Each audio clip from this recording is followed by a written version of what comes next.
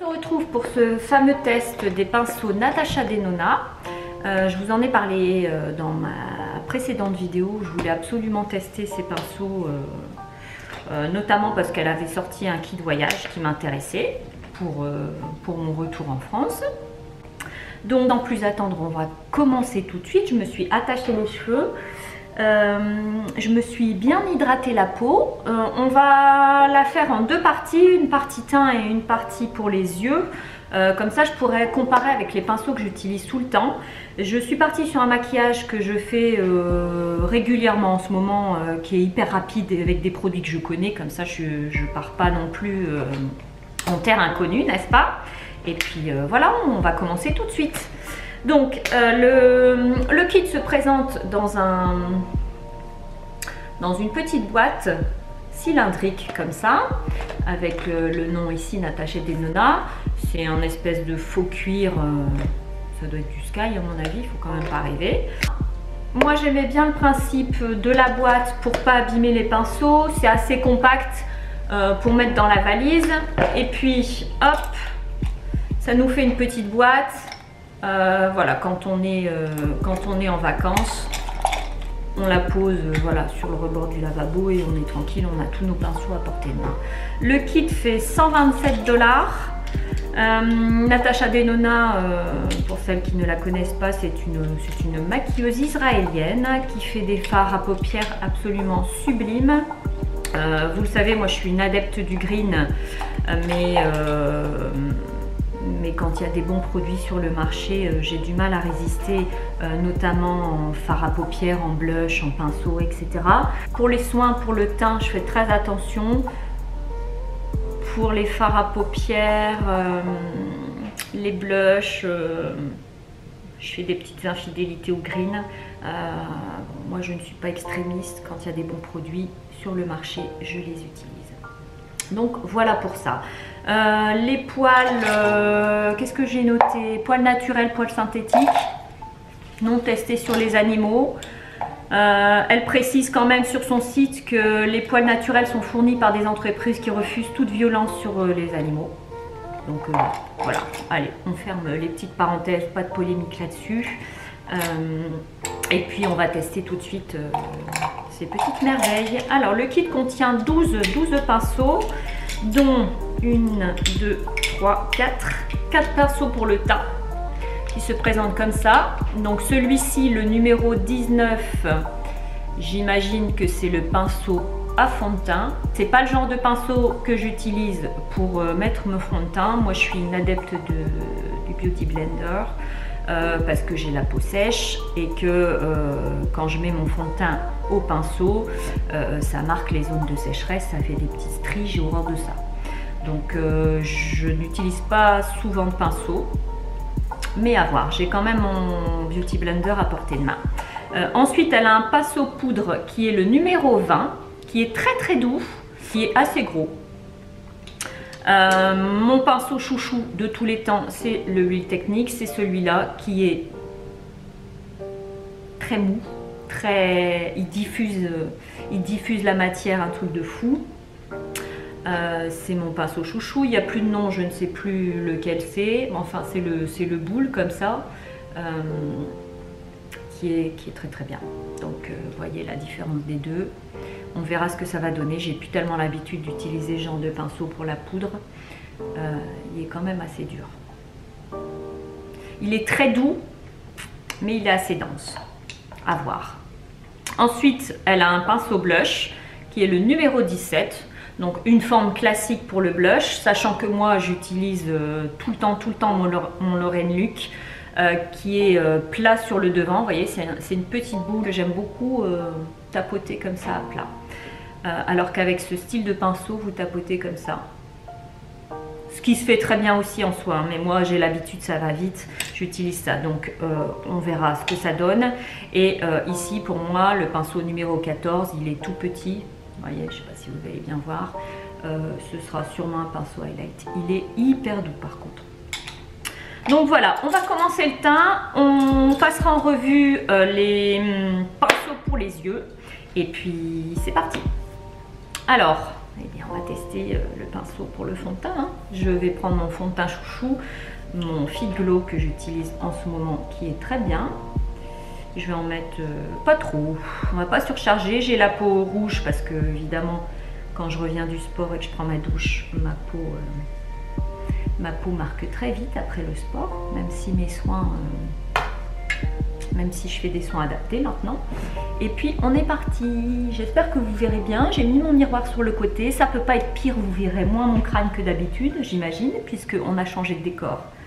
Nous sommes dans ma cuisine, puisque ma fille est en cours de français et donc j'avais pas envie de la déranger avec sa prof. Donc voilà. On est un peu dans la nature, c'est pas plus mal. Vous avez la neige en fond. Alors, qu'est-ce que ça donne? Ben, c'est pas mal du tout, je suis surprise. J'ai la peau hyper hydratée. Hein. Donc, avant de commencer ce maquillage, je savais que j'allais utiliser un pinceau. Donc, ma peau est hyper hydratée. Et elle strie pas trop. Je vais mettre le miroir grossissant, puisque avec ma vue de bigleuse, c'est pas mal.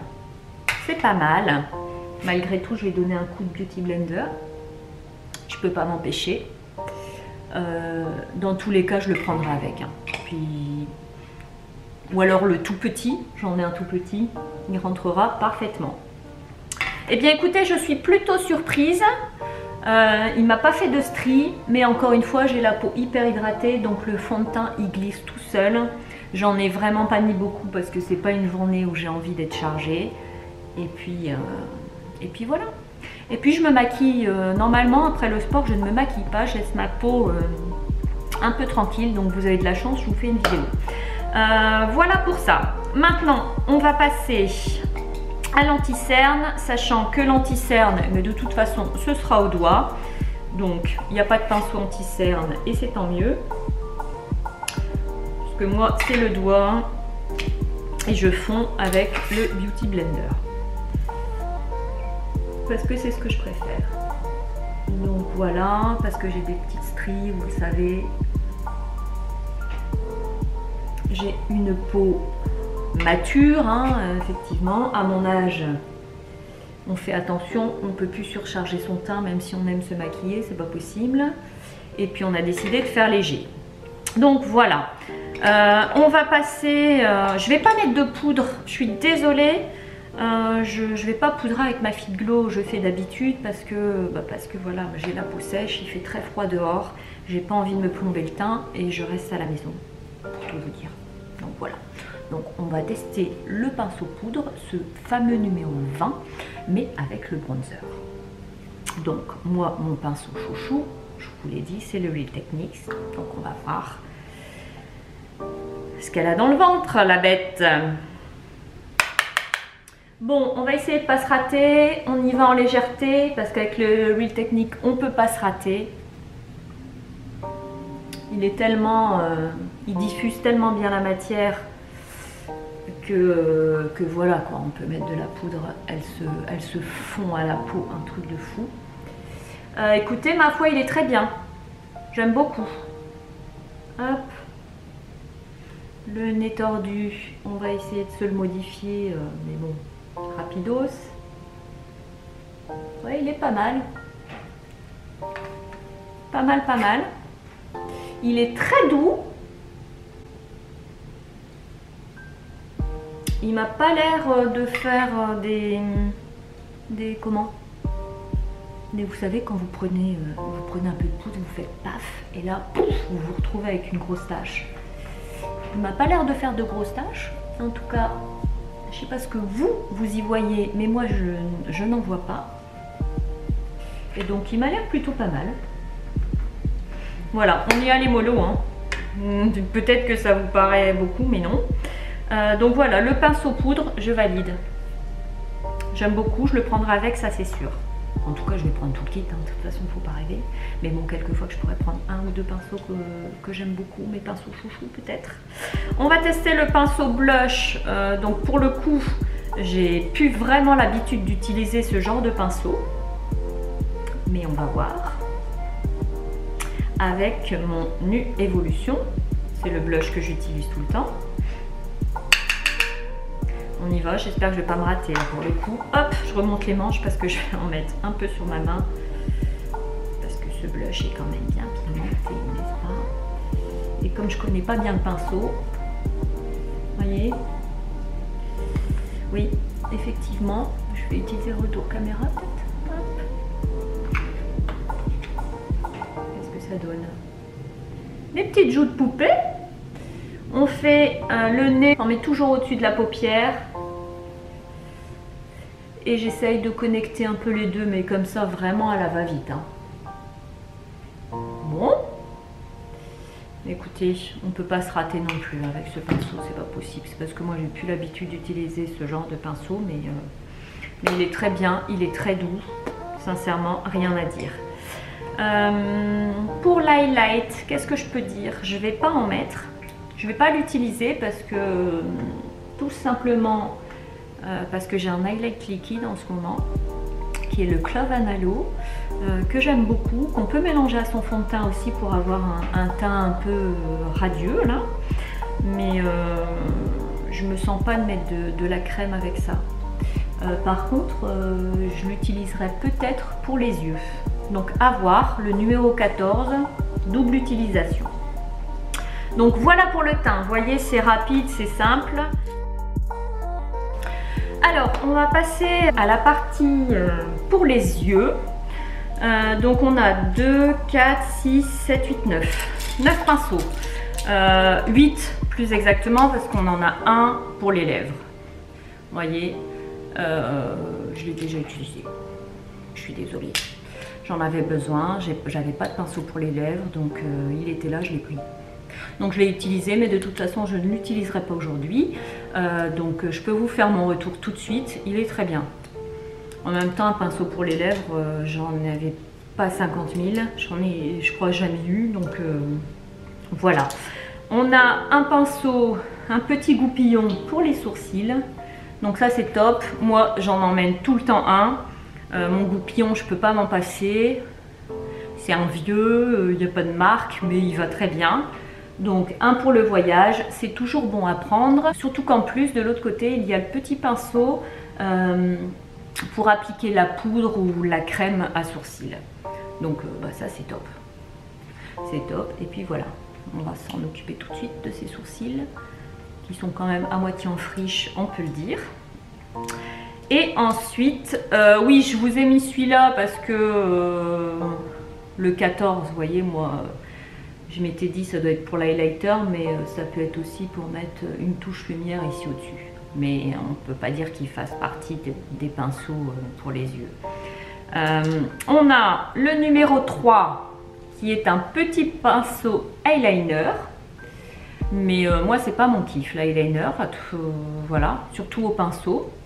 Donc je ne vais pas l'utiliser aujourd'hui. Ceci dit, il est un peu courbé, très pratique. À avoir en fait.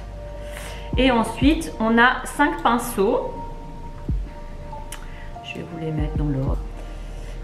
Donc voilà, ça se présente comme ça. Donc on a un pinceau type pinceau estompeur, j'imagine, hein.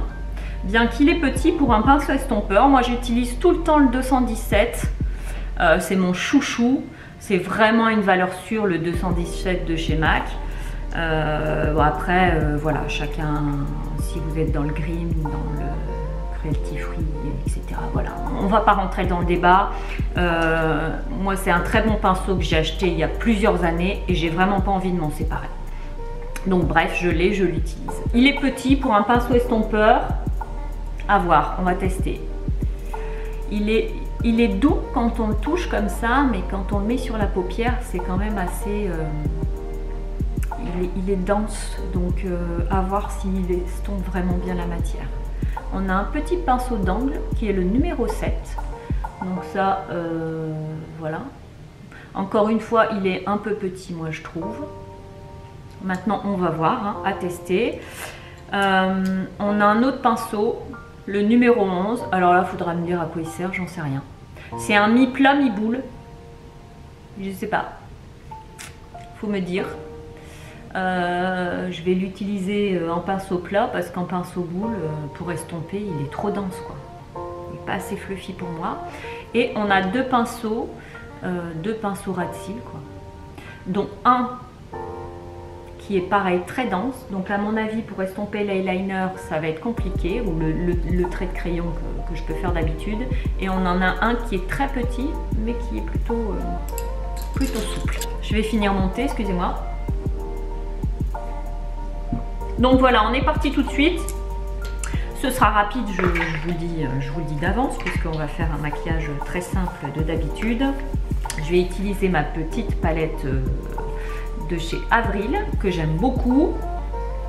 Parce qu'elle a des tons passe-partout, des mats, un petit peu irisés. Voilà. Moi j'ai besoin d'un fard clair comme ça. Je vais unifier ma paupière. Donc je vais prendre le 7 là. Ah non, je me suis trompée.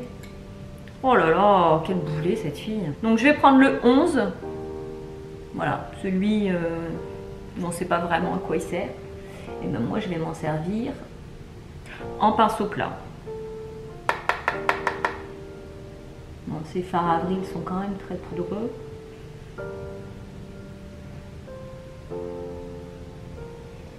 Mais quand on y va mollo, ça va quand même.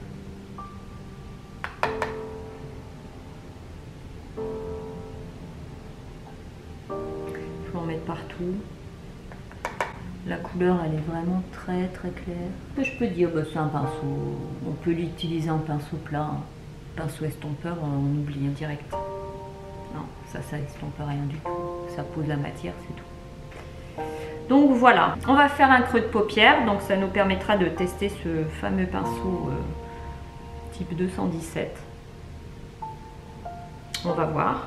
Je vais utiliser ma palette chouchou Natasha Denona, la palette Camel, qui a des tons absolument, enfin en tout cas des tons qui me conviennent parfaitement. Et je vais utiliser le petit marron.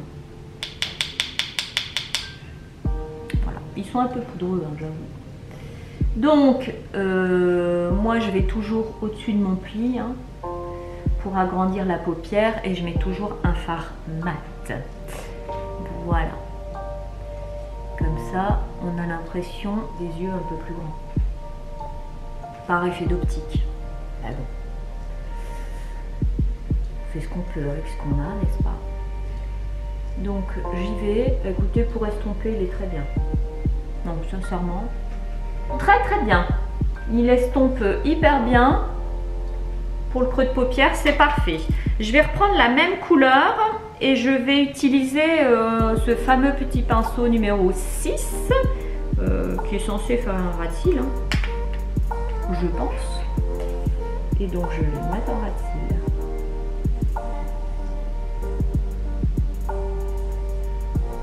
Voilà, par contre, il n'est pas hyper précis. Ou alors c'est moi qui suis mal dégourdie parce que je suis pas dans mon bureau.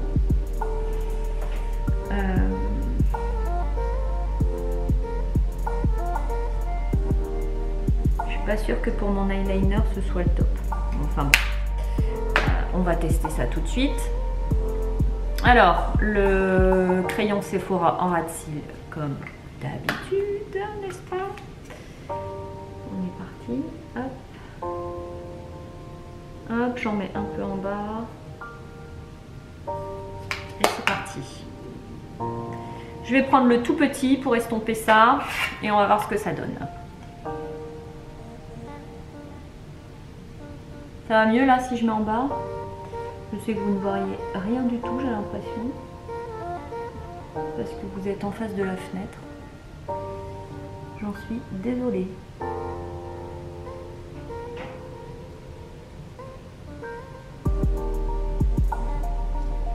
Je vais reprendre mon petit pinceau boule pour essayer d'enlever les démarcations. Parce que ça, c'est vraiment petit pour estomper. Pourtant, j'utilise vraiment quelque chose de tout petit, le Louise Young. Vous voyez ce petit pinceau, mes tout petits boules. Et en fait, il est tellement souple qu'il diffuse le crayon. Il va vraiment bien. Donc voilà. Bon, j'ai quand même réussi à faire quelque chose de pas trop mal. Voilà. Donc ça reste simple. Je vais en mettre un peu dans la muqueuse. Hop.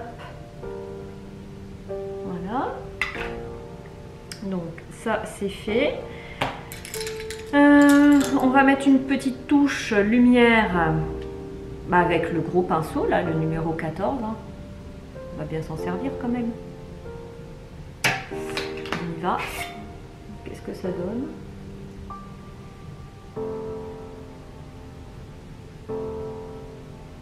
Oui, bah je fais, voilà. Je voulais faire une touche lumière, mais je vais faire les deux. On a le droit, hein. Pourquoi on n'aurait pas le droit de mettre une touche lumière?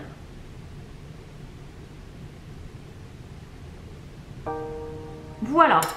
Je vais reprendre mon pinceau poudre, hein, le numéro 20. Et je vais venir hop, fondre tout ça. Vous savez que moi je prends un kabuki d'habitude parce que j'aime ça. Il n'y en a pas, tant pis. Il n'y en a pas, tant pis. Et voilà. Je mets le mascara et je vous reprends tout de suite après.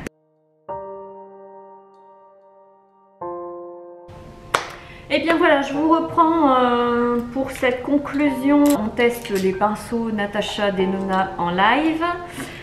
Qu'est-ce que je pourrais dire? Le contenant. Donc le contenant, il est top. Il n'y a rien à dire, je trouve ça vraiment pratique. Ça arrive dans une boîte comme ça. Vous arrivez sur votre lieu de déplacement, dans votre chambre. Vous avez le petit pot, c'est pratique. Au niveau du kit, je trouve qu'il est plutôt complet. Je sais qu'elle a des kits beaucoup plus larges, hein, mais après le prix est en fonction aussi. Hein. C'est quand même pas donné, Natasha Denona. Concernant le kit, qu'est-ce que je peux dire? Pour le teint, il manque pas grand chose. Hein. Moi, de toute façon, j'emmènerai forcément mon Beauty Blender, puisque voilà, c'est quelque chose que j'utilise régulièrement. Concernant les pinceaux poudre, il n'y a rien à dire. Franchement, le pinceau pour la poudre, il est correct, plus que correct. Le pinceau blush, c'est un pinceau blush classique. Certes, c'est pas celui que j'utilise tous les jours, mais c'est classique. Et le pinceau fond de teint, moi je suis pas une pro du fond de teint au pinceau, donc j'ai du mal à être juge, hein, puisque pareil j'utilise le Beauty Blender. Cela dit, je l'ai utilisé et sincèrement le teint il est beau. Il est beau, il n'a pas fait de stries, nickel.